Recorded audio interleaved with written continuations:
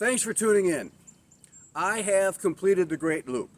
What the American Great Cruising Association says is I have crossed my wake, which means I have completely circumvented the eastern coast, the eastern United States from start to finish. I have traveled over 6,000 miles, probably closer to 7,000 considering my side trips. And during that time, I was a solo boater. The most frequent question I get was, are you lonely? Well, I'm really not, because I am with a dynamic group from the American Great Loop Cruisers Association, plus all the great people I've met along the way and all of my subscribers. I have been so grateful for all of you. I could not have completed the loop if it wasn't for the help of many, many people along the way. For instance, on the Hudson River, I learned a simple thing, how to roll up your electrical cord. Another looper showed me that.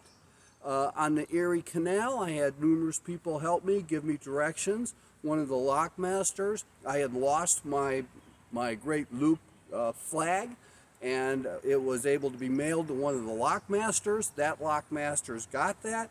He was waiting for me when I came through his lock to hand me my new flag. What a great thing. And then my autopilot. I had huge issues with my autopilot. And it all traces back to the original install where it wasn't properly bled. I had no less than 6 different people helping me get my autopilot to work.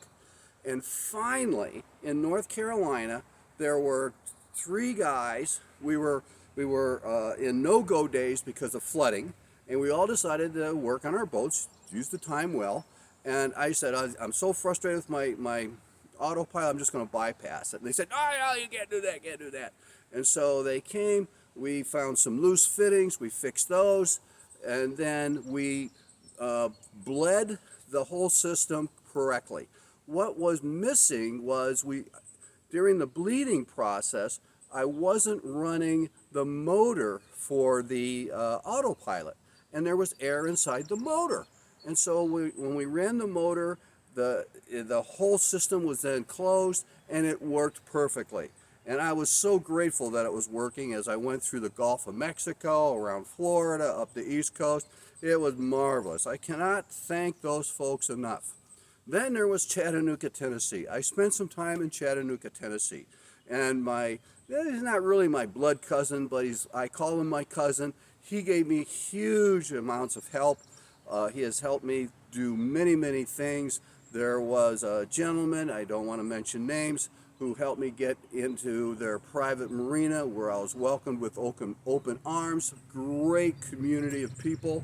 Then there was another person up in Tillicum Village that I met up in Knoxville that befriended me. He lent me his truck. He was very sociable. Those types of things really helped me complete the loop, and the support system was just marvelous. Then other things. So I got my list of things here. Oh, the advice that I got along the way. The different people that live along the river telling you about the conditions, where to go, where not to go. And the private marina, Telecom Village. Okay, what else do I got here? Autopilot, the hospitality, the research, loopers. During that time, I met many other loopers. They invited me over to their boat for dinner. I was able to raft up next to them because I only in a 22-footer. They're in like 30 and 40-footers, so it was better for me to raft to them. And we enjoyed many evenings together. It was a marvelous, marvelous time.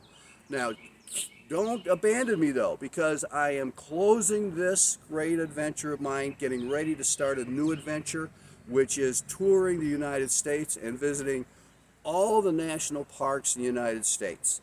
I have an app called Guide Alone that has narrations for the different parks, and so I'll be using that in the parks, and then I'll make some YouTubes on the different parks that I visit around the United States. So stay with me, don't leave me, and thank you so much for being part of my adventure. Take care. May all your seas be calm. Thank you.